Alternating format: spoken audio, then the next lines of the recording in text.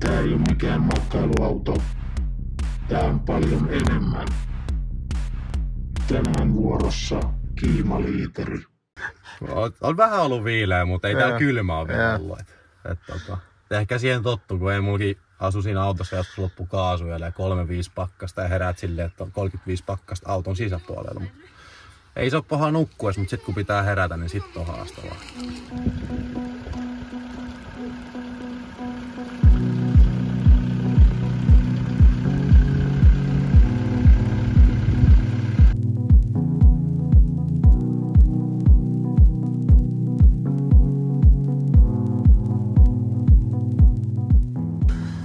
Kerros vähän, mikä sun kiimaliiteri on, mistä se on kotoisin ja miksi sulla on tällainen laite?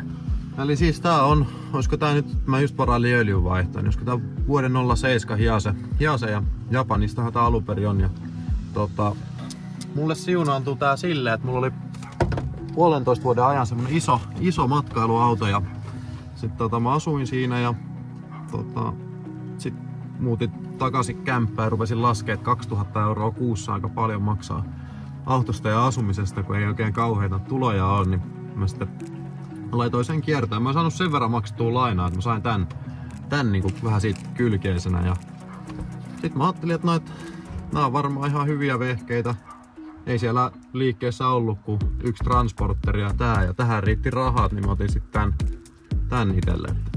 Tää on ollut ihan soiva kampe. Mä 2 viikonloppua rakensin tätä aikanaan, eli mulla on faija on kirvesmies ja se on sanonut, että sä et osaa yhtään mitään tehdä ja en mä osaakaan, mutta sit mä yritin ja tämmösen sai aikaan. Kyllähän täällä niinku kädenjälki näkyy ja näkyy vähän se laiskuus, että olisinkohan mä mitään juttua kertaakaan tehnyt uudestaan täällä. Ekalla kaikki purkki. Niin tosissaan tämähän on pitkä malli, eli se lyhyt malli olisi pikkusen lyhyt tolle sängylle, eli ei saisi sit lipastoa tohon eteen. Niin tää on ollut nyt sitten ihan hyvä tää pitkä mallinen. Ja takaveto, neliveto ei riittänyt rahat, niin tää on sitten ollut ihan kivakin täällä Lyngenistä välillä jossain pyöri. Miten isosta matkailuautosta tämmöiseen omatekoiseen pakettiautoon, niin miltä semmonen niin kuin vaihto tuntui? No siis periaatteessa se oli helppo, tai vaihtaminen oli aika helppoa, koska nythän mulla on asunto. Et silloin kun ei ollut asuntoa, niin sitä kampetta oli vielä vähän enemmän ja siinä kuitenkin aika selkeästi niin oppi sen, että mikä toimii omassa elämässä, mitä tarvii olla, mitä ei tarvii olla. Ja kyllä mä nyt tällä reissulla on taas 8 viikkoa ollut täällä pohjoisessa ja tajunnut, että mulla on ihan liikaa tavaraa taas mukana. Eli aika helppo oli, että ainoa nyt on, että pyörille ei oikein ole tilaa. Että tossa on ylhäällä suksiboksi, niin siihen saa sitten laudat sun muut pois jaloista, mutta pyörät tulee olemaan ongelmasta. Mitkä on semmoiset asiat, joista sä oot tyytyväinen tässä autossa ja mitä sä tekisit ehkä paremmin ensi kerralla, jos sä tuskin oot pistämässä tätä uusiksi, mutta sä ehkä joskus teet jonkun uuden, niin mitä sä tekisit eri tavalla? Joo, täytyy sanoa kyllä, että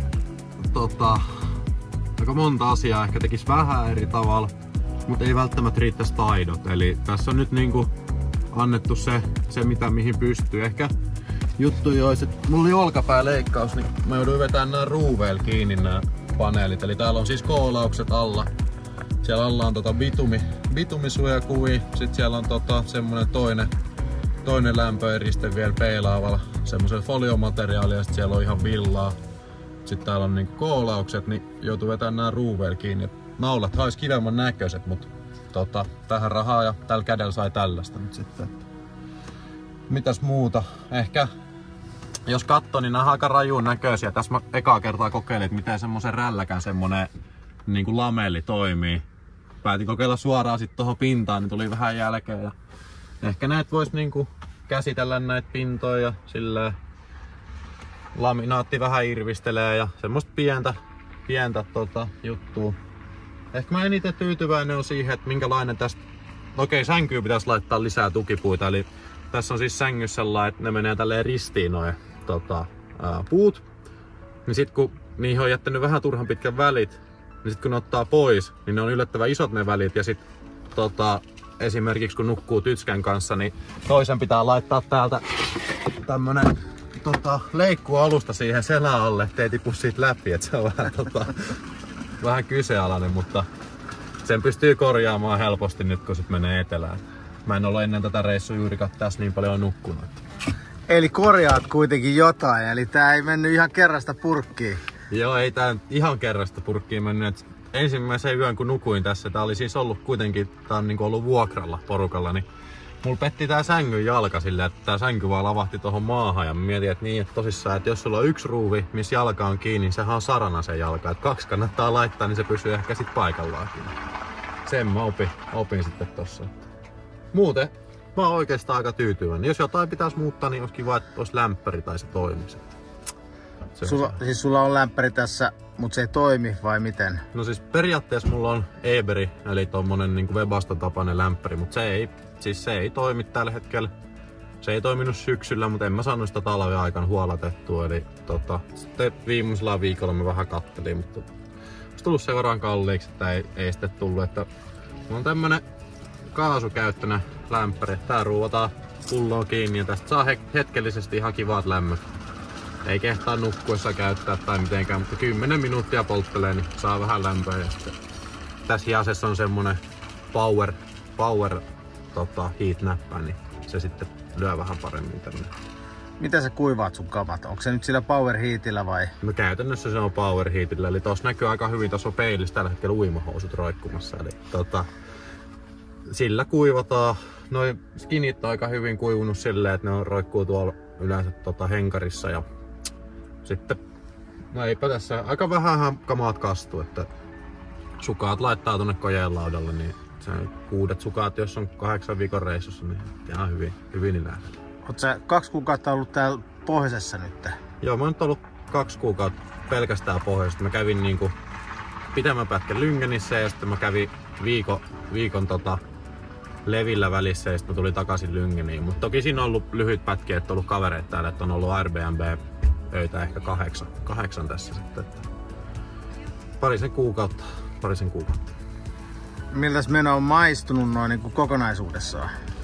No siis kyllähän tää on ollut, siis kyllä mulla on ollut todella kivaa ja sehän on syy, että miksi tänne tulee aina takaisin. Eli periaatteessa se, että vaikka nyt ei tänä vuonna ollut niin megasiistejä lumia ja hienoja päiviä niin paljon, mutta sitten on ollut muutama hyvä päivä.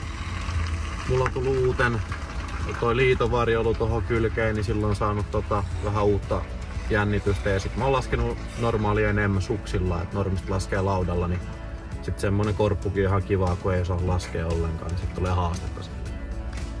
Paljon sä maksoit tästä aihiosta, paljon sä laitoit kiinni sitten tähän tekemiseen? Joo, eli periaatteessa no, se on vähän niin kuin haastava se aihiosta maksaminen.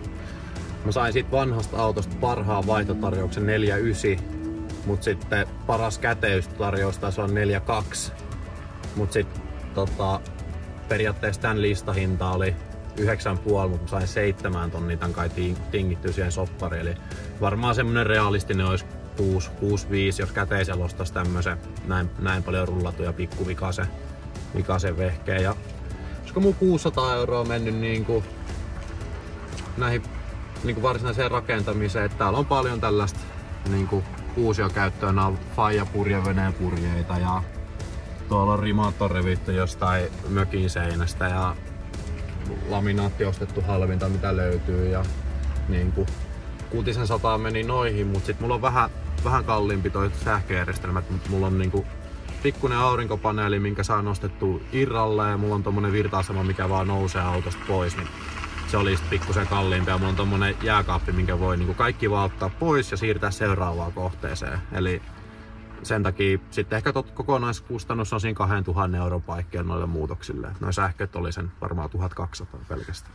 Millä tavalla täällä eläminen toimii noinkin isolle miehelle, niin mitä tää? Joo, eli siis käytännössä mulla tää setup on silleen, että no tässä oli näitä purjeita. Täältä löytyy, mulla on hyvä ystävä tuolla Nostilla töissä, niin mä saan sieltä vähän karkkeja aina välillä ja täältä löytyy mausteet ja semmoset. Alta löytyy vettä, eli tässähän ei ole niinku vesijärjestelmää, vaan mä huomasin jo silloin kun mä asuin autossa, että mä elin koko ajan kantovedellä. Eli mulla ei ollut ikinä putkisvettä siellä, niin on tullut semmonen ratkaisu tehtyä. Sitten täältä seuraavasta löytyy, täällä on kaikki vaatteet. Ne oli valtavan hienosti viikattuna, kun kaverin tyttöystävänne viikkas, mutta nyt ne on vähän sekasi.